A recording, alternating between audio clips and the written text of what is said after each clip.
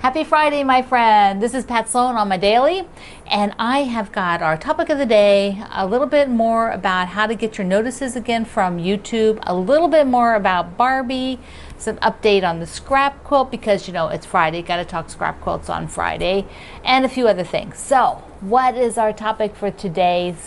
We'll stay with the scraps because all of us that are keeping scraps, you might have some that are really old. I'm always curious, like, how old, because I had run across a couple of my pieces that were pretty old, so I thought I would share 3 of them that I could reach. In my head, I know there's another piece somewhere. I know what I can see in my head, whether I actually kept it or not, because I don't care for some of the older fabrics. When I first started quilting, they're now stiff, they're just not nice to feel, and you can wash them and they don't get any softer. You know those ones, you have those ones. Yeah, I do not want those ones anymore. So, but this one I think is kind of in that category, but I don't know if I still have it anymore, but I have some others. So take a look. We'll come down here. I gotta show them one at a time. So I happen to be going through some things. So I found this one because everybody should have some leopard print in teal, don't you think? A leopard print in teal. Yeah, this actually is from 2005, which is almost 16 years ago, probably when they printed it. So that's and it still feels pretty good. So the fabric was still feeling pretty good then. And I like it because every so often it's nice to just put something unexpected in my quilt, and so I've kept a few of these animal prints that are older that I have, you know, so I really like that one. And I actually used it in a quilt that was published in a book. Yes, I did. So the next one that I have was or is the Millennial fabric. So if you were collecting fabric during the Y2K, if you even remember, you know, do you remember Y2K? Yeah, I worked on the Y2K. That was my last corporate computer job, was saving the world so that it didn't all blow up. We did our job very well. We saved the world.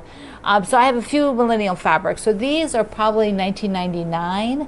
They may have been, some of them might be 98 because they put it out prior to, you know, 2000 because it was coming up. And then the piece de resistance, and I don't know how old this is, but I do know it's pretty old, and it's probably 25 years ago, something like that.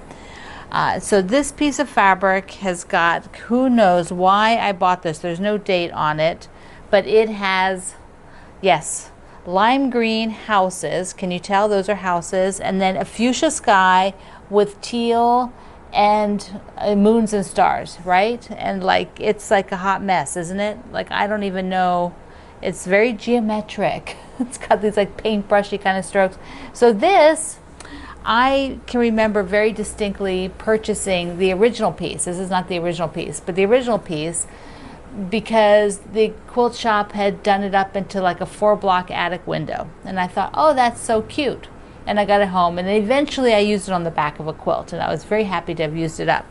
And then somewhere along my travels, when I was teaching and I talked about it, another lady came and brought me this big honking piece of it. So now I have a second piece, and I can't get rid of it. You know, I'm gonna have to make a house quilt. I'm gonna have to put it on the back of a house quilt. Maybe my Be My Neighbor house quilt will have that backing on it. It's a Christmas quilt. I don't know if I could do it. I made to make a quilt specifically for this one to go on the back, something bright and cheerful. I don't know. Oh, I forgot to show you my summer all day, summer all day, summer all day, summer all day. They actually got the embroidered summer all day on that one.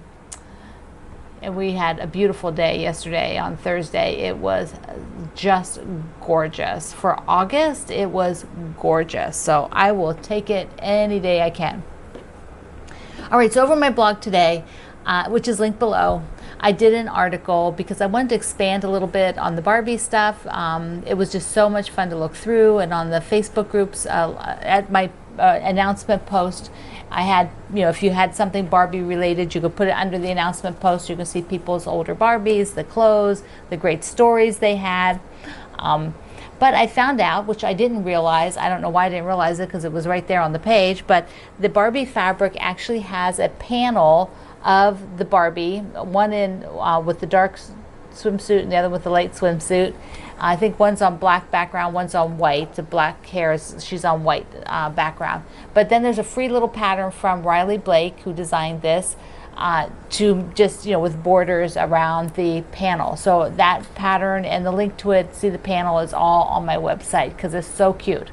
And then another friend wrote me and said that there was a moth talk. I don't know if you're familiar with moth. It's kind of like TED Talks, but not so intense. They're a huge variety of topics, and they're just audio for the most part. Sometimes they do a video with it too, but a lot of them are just audio. They record them on location.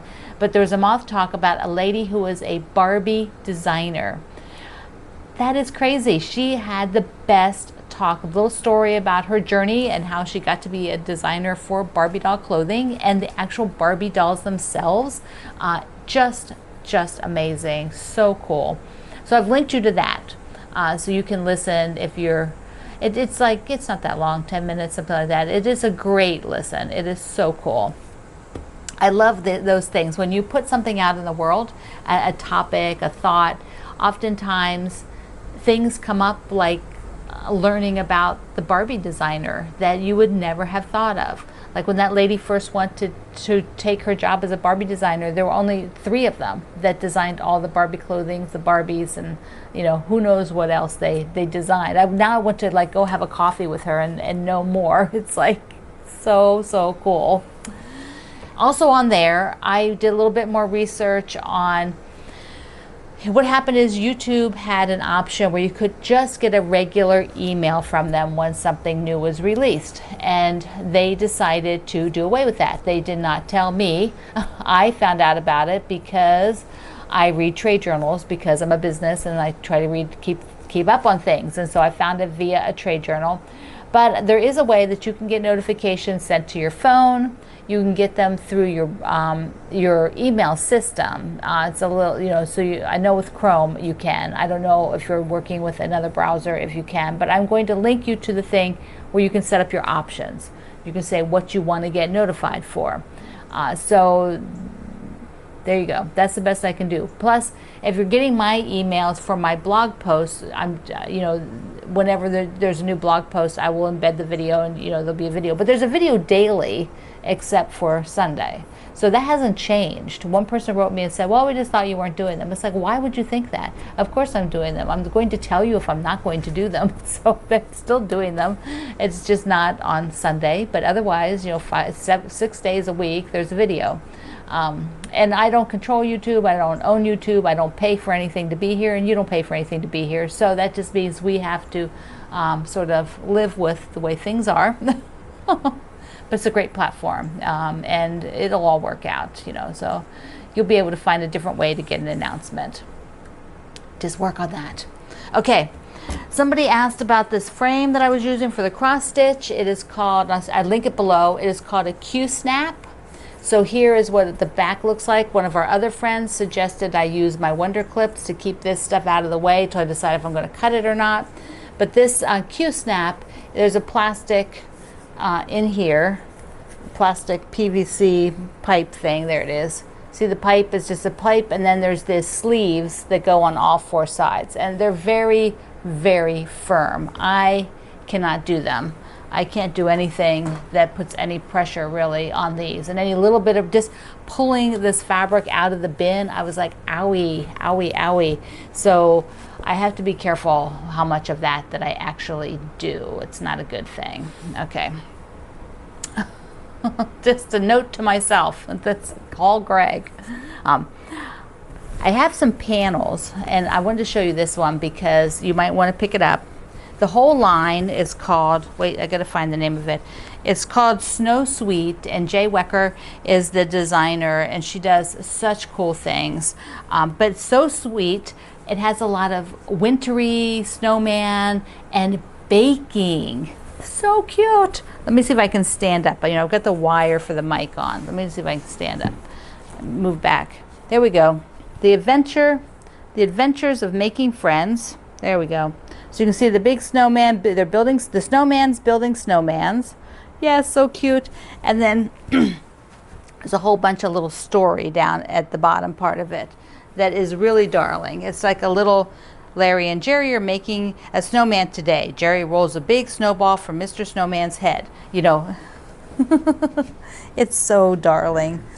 But the rest of the fabric in that line is super cute too. I don't have it. I just have this, like, it's like a little children's story where, you know, it says, it's got little drawings in place of some of the words. Like, you know, the snowman's head has a drawing of the snowman. I just love her artwork. And she does artwork for lots of things, so you might recognize it. You might have calendars or other things with her artwork. So isn't that cute? Look at them. And the snowmen are great because you can decorate during December into January. You know, I keep snowman things up even, you know, all the way through February. Then by the end of February, I'm like, oh no, we need to get rid of the snowmen. You don't want to be encouraging any snow. It's like, I'm done. All right, so how's my scrap quilt coming for Scrap Friday? I have the top 2 rows done. I have the whole bottom section done. It is the 21st. So remember, my goal is to get the middle done. On the outside here, there we go, I am putting 2 9 patches, and then I auditioned the same red polka dot sashing with the teal cornerstone, and I am loving that. That is what I'm going to do. So I have 9 patches to make. I just have to not stress out my wrists so that I can do that in the evening or whenever I do it. So there we go. All right, so we're doing number 2 question from Kathy. Remember, we have 2 of 5. So Kathy's, no, I'm sorry, Kathy. It was Lisa. Lisa's 5 questions. So it's number 2 of 5. So Lisa says, what mistakes did you make as a beginner quilter that you would fix now, that you would fix then? I was fixed as a beginner, but now they don't bother me. I had to really think about that, because actually, so what did I fix as a beginner that now it doesn't bother me? So actually, it's a total opposite for me. As a beginner, I rarely fixed anything. I made it, kept going, finished it, made something else. Made it, kept going, finished it, made something else. I'm of the school of learning of making more teaches you more. The more I make, the more I learn, and I don't need to take time to go back and fix things that it's really not important to fix them. So I can't even remember being stressed about how things went together. You know, there's just none of that. You know, my points were chopped off, and I was like, oh well, like I was in block swaps with my guild, and if the points were chopped off, nobody wanted those blocks, and I'd be like, give them to me. But nowadays I will go and fix things. Nowadays I don't want my points to be chopped off. I do want things to match up, and so I've become more skilled and more attuned to what looks really good to my eye now is things that are more more lined up. So I am totally opposite to that. So I'd love to hear your story if you have something you used to fix that you don't anymore, or vice versa. Okay, my friend, all the links are below. Thank you for using them. They help support our small family business. Have a fantastic Friday, rolling into the weekend. I'm Pat Sloan, and I love you. Mwah. See you online. Where's my remote?